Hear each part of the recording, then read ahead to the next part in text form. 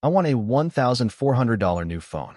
You'll upgrade me, my sister's daughter texted. I replied, no chance. 30 minutes later, my sister wrote, agree or you're banned from family events.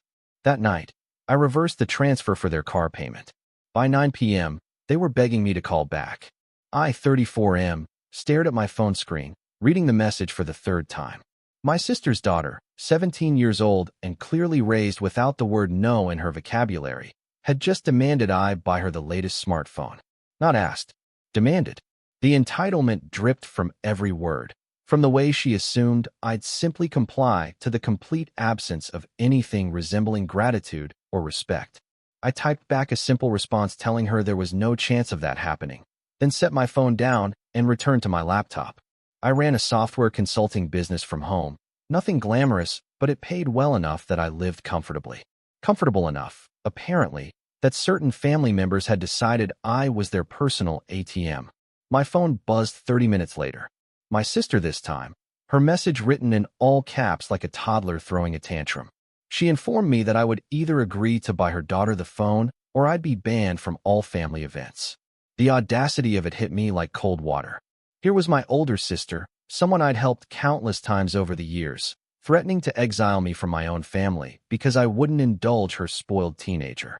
I sat back in my chair, my mind racing through years of similar incidents. The pattern had always been there, but I convinced myself it was just family helping family.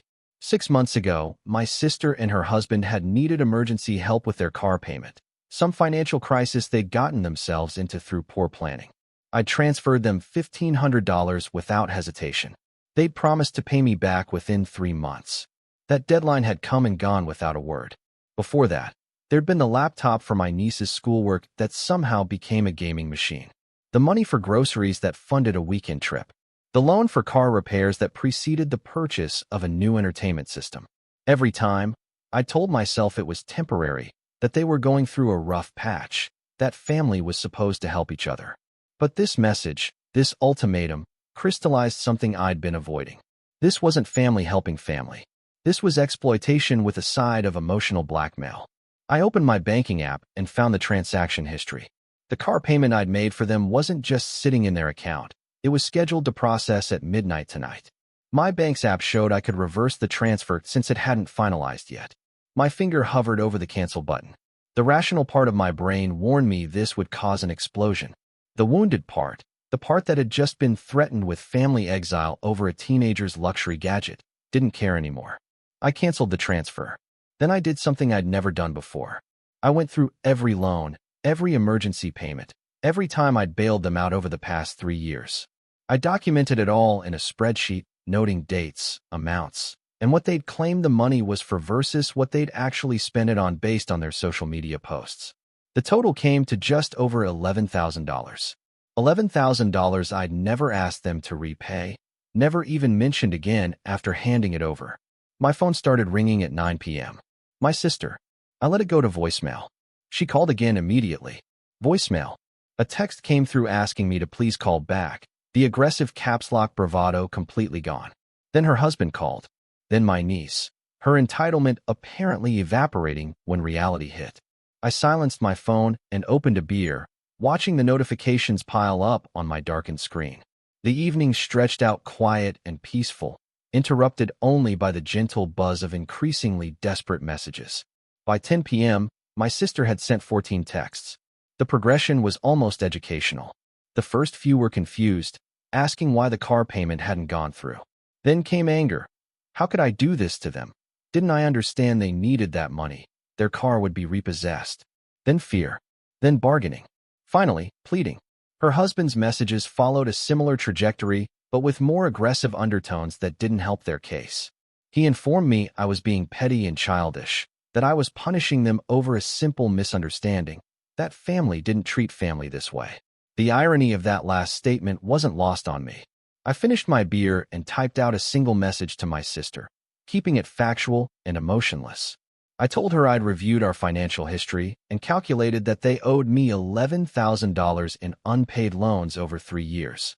I explained that her daughter's demand and her subsequent threat had made me realize this wasn't a healthy family dynamic, but rather a one-sided relationship where I was expected to fund their lifestyle without question or gratitude. I stated that the car payment cancellation was just the beginning of establishing boundaries, and that I wouldn't be providing any more financial assistance until they'd addressed the existing debt and demonstrated basic respect. I didn't send it. Not yet. Instead, I saved it as a draft and went to bed. The next morning brought 43 new messages and 16 missed calls. I made coffee and read through them slowly, watching the desperation escalate. Their car payment was due today, and without my transfer, they were short. The dealership had already called them. They were going to lose the car. How could I let this happen? What kind of brother was I? What kind of uncle? That last question hung in the air. What kind of uncle was I? The kind who bought expensive gifts on demand? The kind who could be threatened and manipulated? Or the kind who taught valuable lessons about respect, boundaries, and consequences? I sent the message I'd drafted the night before. Then I turned off my phone completely. The silence was liberating. I worked through my morning client calls on my laptop, ate lunch without interruption, and spent the afternoon hiking at a nearby state park. When I finally powered my phone back on that evening, the message count had exceeded 100. But the tone had shifted. My sister's latest messages acknowledged that maybe they'd taken advantage of my generosity. Maybe they'd gotten too comfortable treating me like a bank. Maybe her daughter had been disrespectful and she should have corrected that behavior instead of enabling it. Maybe threatening to ban me from family events over a phone was completely out of line. Her husband's messages were less conciliatory but clearly worried. They'd worked out a payment plan with the dealership for the car, but it meant giving up other luxuries for the next few months. He wanted to know if I'd consider helping them with groceries at least. I didn't respond to either of them. Instead, I called my mother. She'd already heard, of course. My sister had immediately run to her with a carefully edited version of events where I'd inexplicably cut off their car payment and was now refusing to help them in their time of need. Mom asked me gently what was happening, and I could hear the concern in her voice. Concern for both her children, trying to understand how we'd reached this point. I told her everything.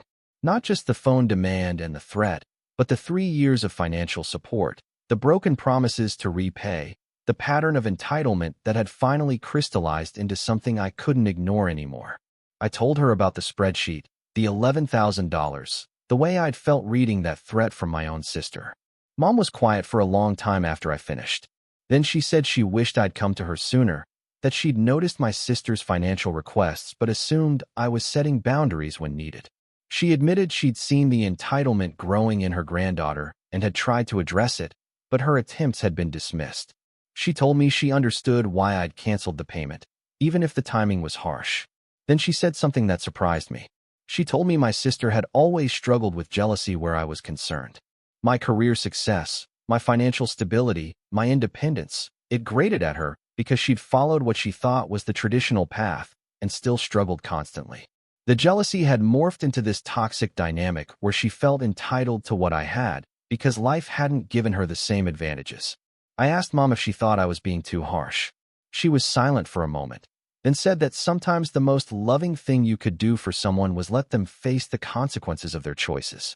My sister needed to learn that relationships weren't transactional and that respect couldn't be demanded. It had to be earned and maintained. We talked for another hour, and by the end, I felt validated in my decision even as I recognized the pain it was causing. Mom promised to stay neutral but supportive, to not enable my sister's narrative while also being there if she genuinely wanted to change. Update 1. 3 days passed before my sister called from her husband's phone. I almost didn't answer, but something made me pick up. She sounded tired, defeated in a way I'd never heard from her before. She asked if we could meet for coffee, just the two of us, and actually talk. I agreed, but insisted on a public place. We met at a cafe near downtown, the kind with overpriced lattes and uncomfortable metal chairs that discouraged people from lingering too long. She looked exhausted when she arrived, dark circles under her eyes and her hair pulled back in a messy ponytail. She started by apologizing, but I stopped her. I told her I didn't want a reflexive apology designed to get me to restore the money flow. I wanted to understand how we'd gotten here. How had our relationship deteriorated to the point where she felt comfortable threatening me? The conversation that followed was painful and necessary. She admitted she'd felt increasingly desperate over the past few years as their expenses grew and her husband's income stagnated. Every time she saw me comfortable and stable, it highlighted her own failures in her mind. She'd convinced herself that I owed her help, that as her younger brother with fewer responsibilities, I should naturally support her family. I asked her about the $11,000. She flinched at the number, claimed she hadn't realized it was that much, that she'd planned to pay me back eventually. I pressed her on the definition of eventually. She had no answer. Then I asked about her daughter, about the entitlement, the demand for expensive items, the complete lack of respect in that message. My sister broke down, admitting she'd failed as a parent in that regard. She'd wanted to give her daughter everything she hadn't had growing up, but in doing so, she'd created a monster. The phone demand had actually originated from a conversation where my sister had casually mentioned I might help out, never expecting her daughter to text me directly with demands. I told her that was part of the problem. She trained everyone around her to see me as a resource rather than a person. My boundaries had been eroded slowly over years until there were none left, and when I finally tried to enforce one, she'd responded with threats. She cried then, really cried, and apologized again. This time it felt genuine. She acknowledged the pattern, the entitlement, the complete lack of respect for me or my money. She admitted that the threat to ban me from family events had been her worst moment, born from panic when her daughter had come to her upset about my refusal, and she'd tried to force the situation rather than use it as a teaching moment. I asked her what she wanted from me now. She said she wanted to rebuild our relationship, but she understood that would take time and proof of change. She wasn't asking for money. She wasn't asking me to restore the car payment. She was just asking for a chance to show me she could be a better sister. I told her I needed to see actual change before I could trust her again. That meant no more financial requests for at least a year. That meant her daughter needed to apologize directly and demonstrate some understanding of how inappropriate her behavior had been. That meant my sister and her husband needed to figure out their financial situation without using me as a safety net. She agreed to everything. And for the first time in years, we had an actual conversation about our lives that didn't revolve around her needs or problems. She asked about my business, about my plans, about whether I was dating anyone. I realized I couldn't remember the last time she'd shown interest in my life beyond what I could provide for hers. We left the cafe with a tentative truce. No promises of restored relationships, no immediate reconciliation, just an agreement to try to do better. Update 2. 2 weeks later, my niece showed up at my door. I opened it to find her standing on my porch, looking uncomfortable and younger than her 17 years. She asked if she could talk to me, and I let her in, curious about what had prompted this visit. She sat on my couch and picked at her nails for a moment before speaking. Then she apologized for the text message, for the entitlement, for treating me like a bank account instead of a person. She said her mom had sat her down and explained everything. The money I'd given over the years, the lack of repayment, the pattern of disrespect.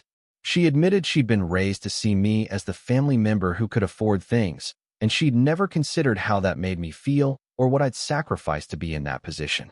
I asked her who'd written the apology for her. She looked startled, then admitted her mom had helped her figure out what to say. I told her that was fine, that sometimes we needed help articulating our feelings, but I wanted to know what she actually understood about the situation. She thought about it for a while, then said something that surprised me.